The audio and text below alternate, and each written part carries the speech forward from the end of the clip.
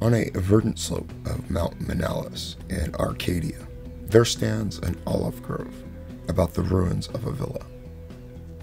Close by is a tomb, once beautiful with the sublimest sculptures, but now fallen into as great a decay as the house. At one end of that tomb, its curious roots displacing the time-stained blocks of Pentelic marble, grows an unnatural, large olive tree of oddly repellent shape, so like to some grotesque man or death-distorted body of a man that the country folk fear to pass it at night when the moon shines faintly through the crooked boughs. Mount Menalus is a chosen haunt of dreaded Pan, whose queer companion are many, and simple swains believe that the tree must have some hideous kinship to these weird Panisha. But an old beekeeper who lives in a neighboring cottage told me a different story.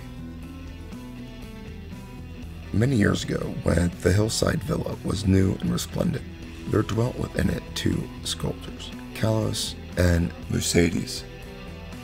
From Lydia to Nelopilus, the beauty of their work was praised, and none say that the one excelled the other in skill.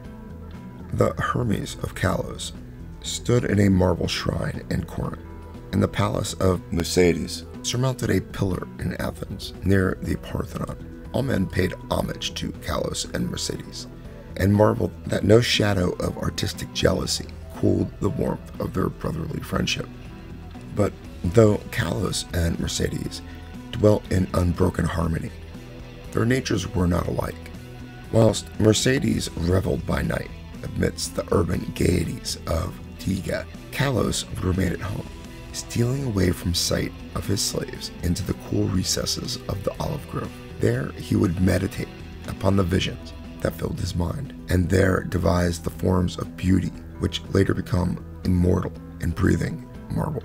Idle folk indeed said that Kalos conversed with the spirits of the grove, and that his statues were but images of the fauns and dryads he met there, for he patterned his work after no living model.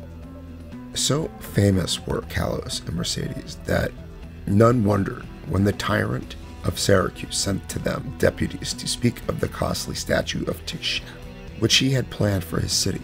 Of great size and cunning workmanship must the statue be, for it was to form a wonder of nations and a goal of travelers. Exalted beyond thought would be he whose work should gain acceptance, and for this honor, Kalos and Mercedes were invited to compete. Their brotherly love was well known, and the crafty tyrant surmised that each, instead of concealing his work from the other, would offer aid and advice. This charity producing two images of unheard of beauty, the lovelier of which would eclipse even the dreams of poets. With joy, the sculptors hailed the tyrant's offer, so that in the days that followed, their slave heard ceaseless blows of chisels. Not from each other did Kalos and Mercedes conceal their work, but the sight was for them alone, saving theirs. No eyes beheld the two defined figures released by skillful blows from the rough blocks that had imprisoned them since the world began. At night, as of yore, Mercedes sought the banquet halls of Tiga, whilst Kalos wandered alone in the olive grove. But as time passed, men observed a want of gaiety in the once sparkling Mercedes.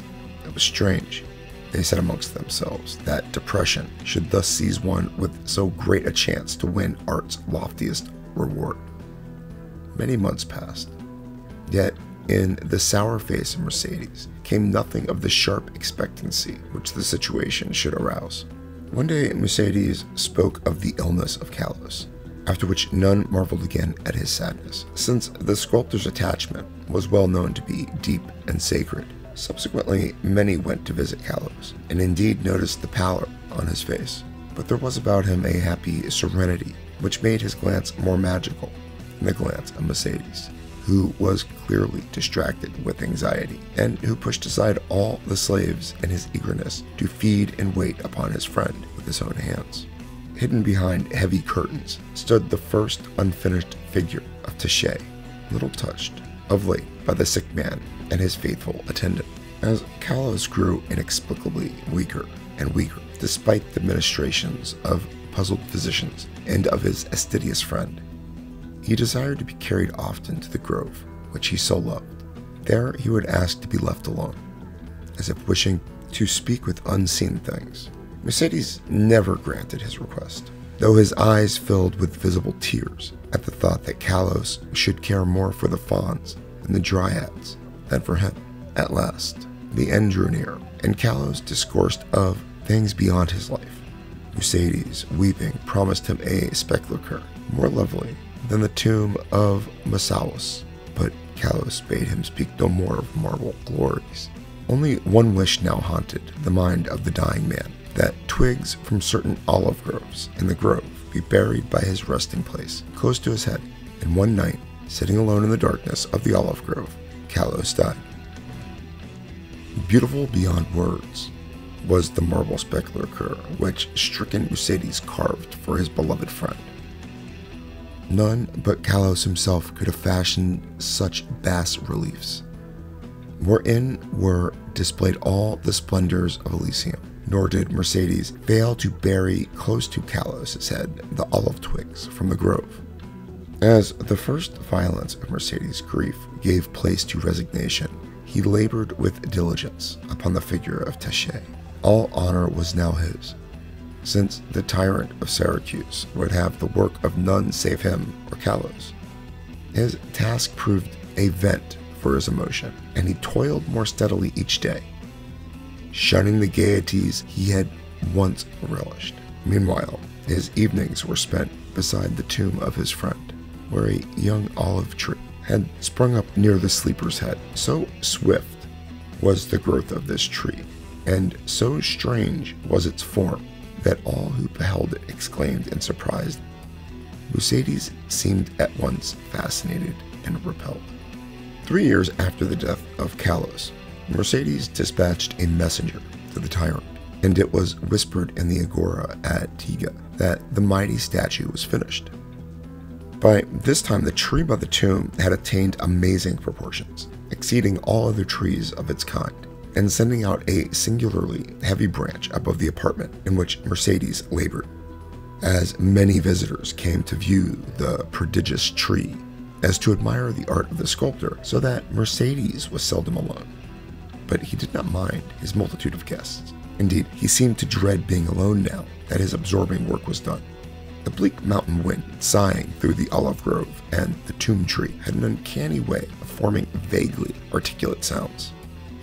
The sky was dark on the evening that the tyrant's emissaries came to Tiga. It was definitely known that they had come to bear away the great image of Taché and bring eternal honor to Mercedes. So the reception by the Prixani was of great warmth. As the night wore on, a violent storm of wind broke over the crest of Minalis, and the men from far Syracuse were glad that they rested snugly in the town. They talked of their illustrious tyrant and of the splendor of his capital, and exulted in the glory of the statue which Mercedes had wrought for him.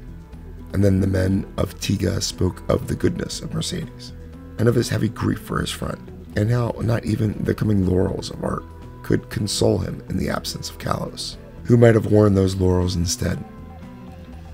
Of the tree which grew by the tomb near the head of Kalos they also spoke. The wind shrieked more horribly, and both the Syracusian and the Arcadians prayed to Alaios. In the sunshine of the morning, the proxenoi led the tyrant's messenger up the slope to the abode of the sculptor. But the night wind had done strange things. Slaves' cries ascended from a scene of desolation, and no more amidst the olive grove rose the gleaming colonnades of that vast hall wherein Mercedes had dreamed and toiled. Alone and shaken mourned the humble courts in the lower walls, for upon the sumptuous greater peristyle had fallen squarely the heavy overhanging bough of the strange new tree, reducing the stately poem in marble with odd completeness to a mound of unsightly ruins. Strangers and Tegans stood aghast, looking from the wreckage to the great sinister tree, whose aspect was so weirdly human, and whose roots reached so queerly into the sculpted sepulchre of Kalos. And their fear and dismay increased when they searched the fallen apartments for the gentle Mercedes, and of the marvelously fashioned image of Tishay no trace could be found. Amidst such stupendous ruin, only chaos dwelt, and the representatives of two cities left disappointed.